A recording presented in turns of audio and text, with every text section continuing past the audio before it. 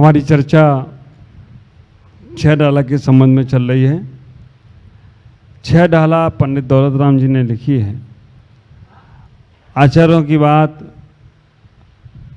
पंडित दौलत राम जी ने बहुत अच्छे तरीके से उसके माध्यम से समझाने का प्रयास किया है और उस चर्चा को मैं आगे बढ़ाते हुए जो पंडित दौलत राम जी ने पहली ढाल में आखिरी दुआ कहा,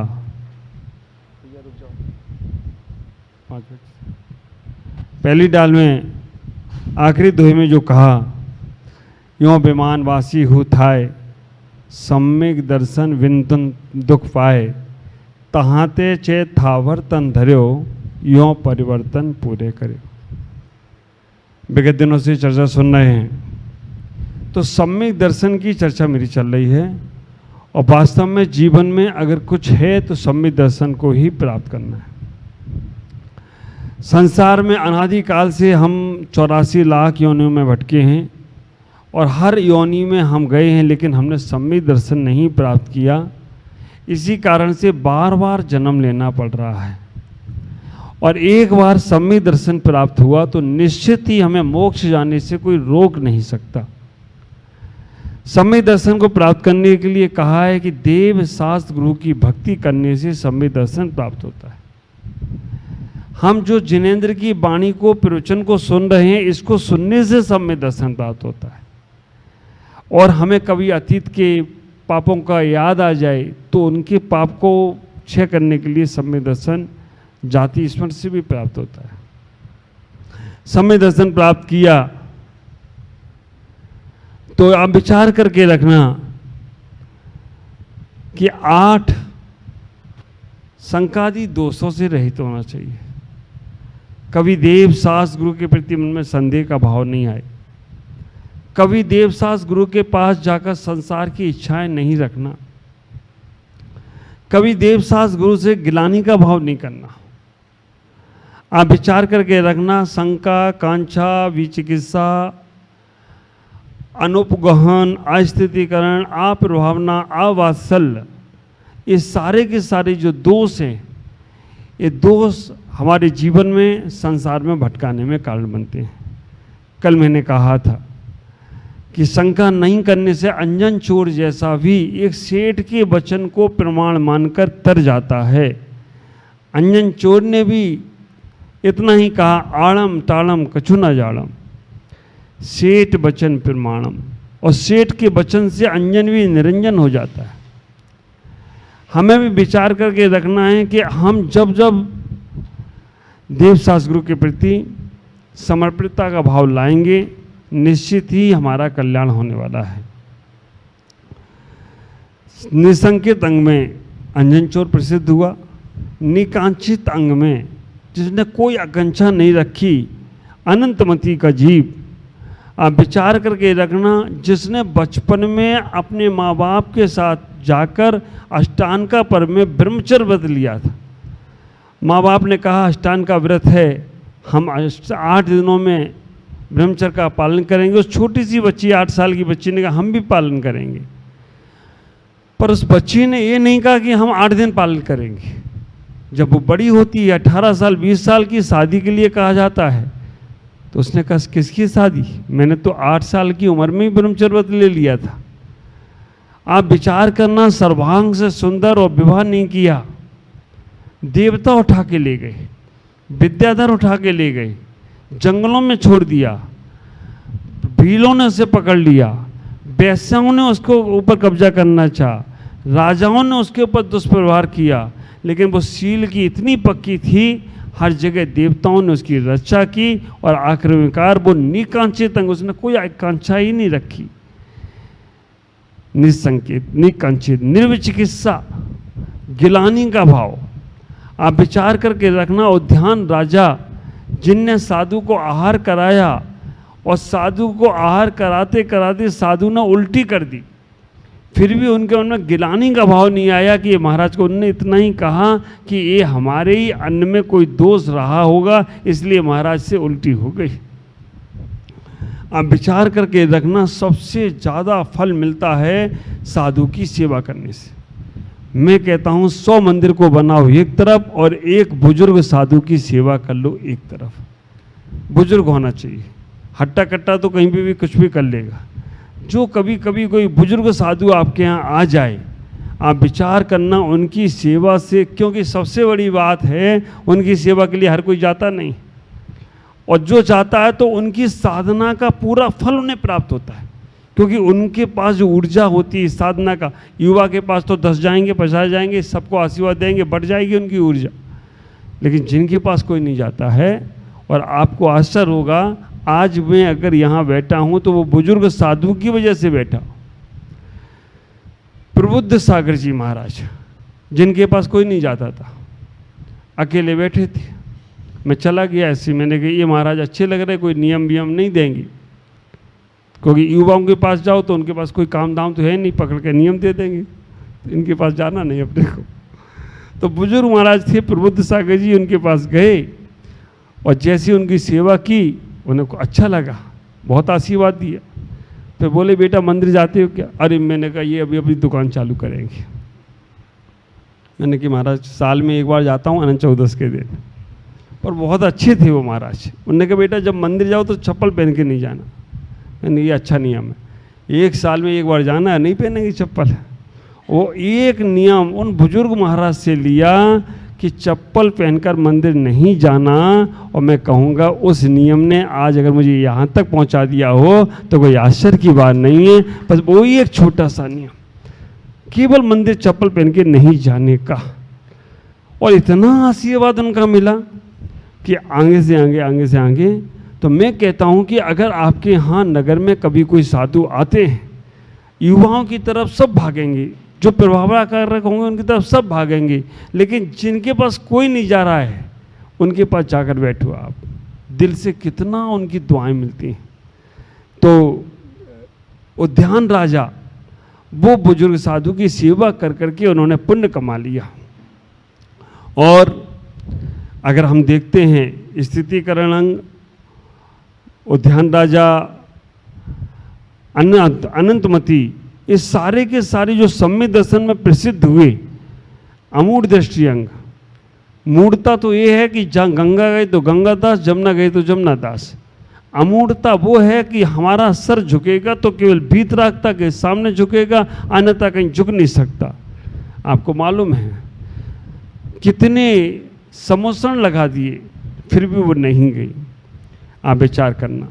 स्थितिकरण में विष्णु कुमार मुनि, जिन्होंने अपना मुनि भेष छोड़ दिया, 700 मुनि राजों पर जब सर्ग हुआ तो विष्णु कुमार मुनिराज को जब पता चला, रक्षाबंधन की कहानी आपको मालूम है, उन्होंने अपना भेष छोड़कर उन मुनिराजों की रक्षा की और उनकी रक्षा करके स्थितिकरण किया।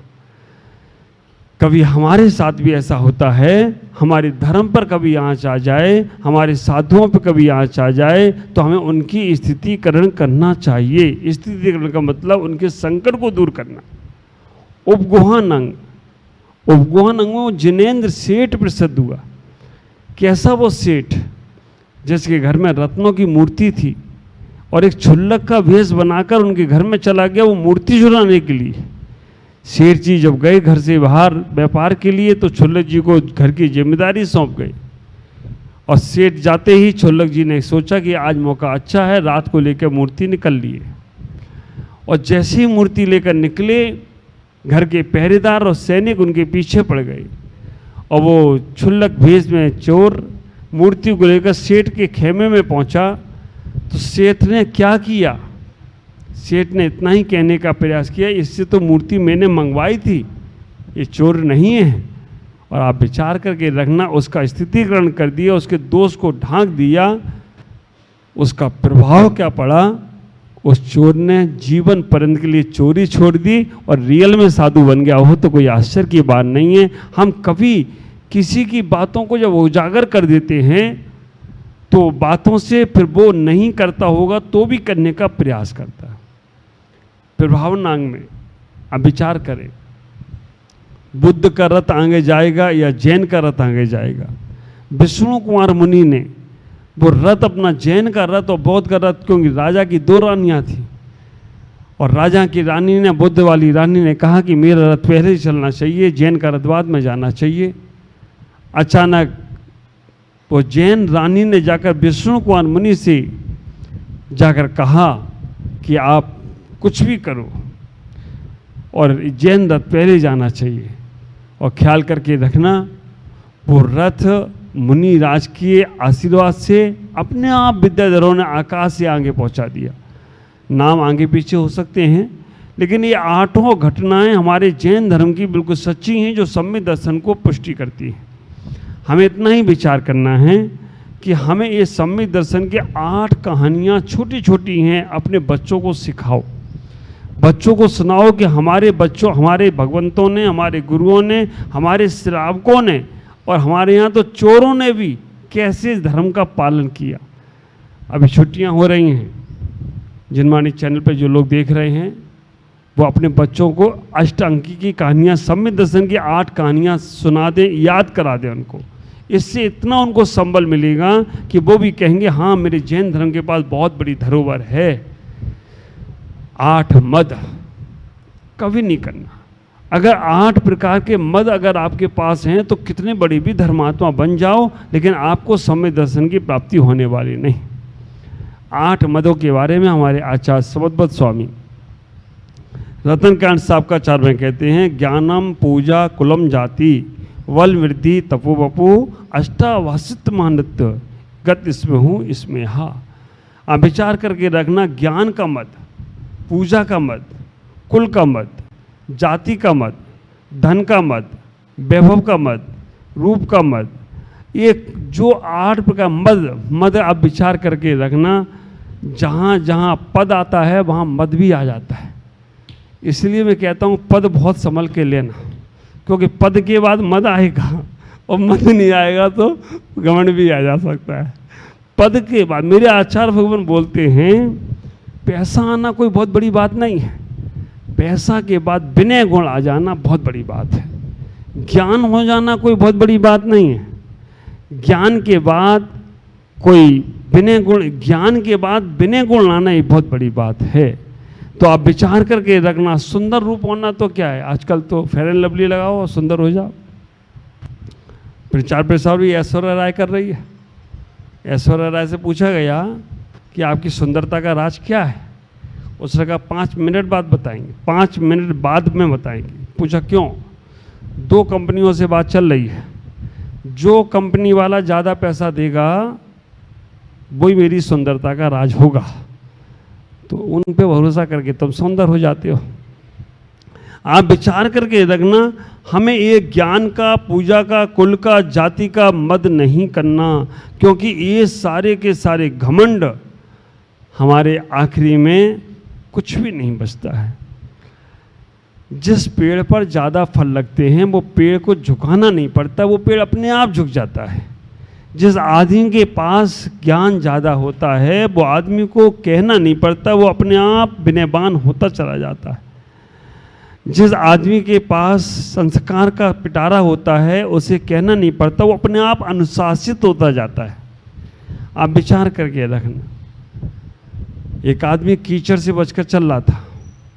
कीचड़ ने सोचा कि देखो ये आदमी डरता है मुझसे, इसलिए बिल्कुल सिकुड़ के चल रहा है। वो कीचड़ का भ्रम था कि आदमी हमसे डरता है, नहीं, वो समझता है कि इससे उलझेंगे तो कपड़े अपने ही खराब होंगे।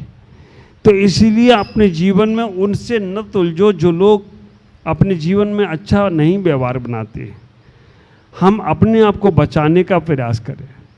जंगल से शेर जा रहा हो और गधा उसे चेके चिल्लाए रह के, शेर जवाब नहीं देता, क्योंकि मालूम है अगर मैंने इसे जवाब दिया भी और मैं जीत भी गया तो लोग क्या कहेंगे, गधे से जीते।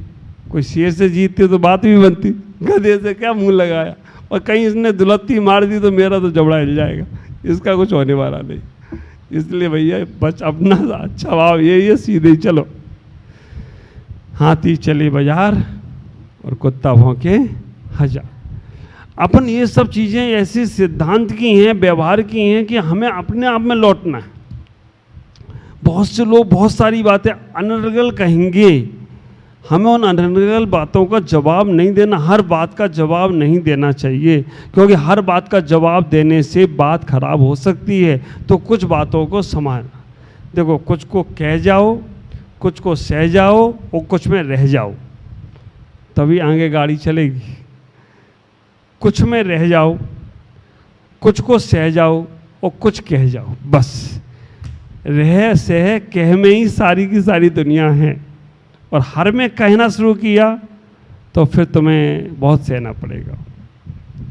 8 प्रकार के मद नहीं होना चाहिए, घमंड नहीं होना चाहिए, अहंकार नहीं होना चाहिए किसी। देखो, अगर आज हमारे पास कोई योग्यता है, आज अगर हम किसी की मदद करते हैं, आज अगर हमारे माध्यम से किसी का अच्छा हो रहा है, तो ये सोचना भगवान ने तुम्हें इतने गिफ्ट, इतना उपहार दिया, इतना उपहार दिया है, इतनी ताकत दी है कि तुम्हें दूसरे की सेवा के लायक बनाया। चाहे पद्मावती हो, चाहे क्षेत्रपाल हो, ये देवी हैं, देवी को देवी रूप में मानना चाहिए और भगवान को भगवान के रूप में मानना चाहिए। गुरु मूर्ता, हमारे तो एक ही गुरु हैं और हम दूसरे को मानते नहीं हैं। एक गुरु सच्चे, बाकी के सब झूठे।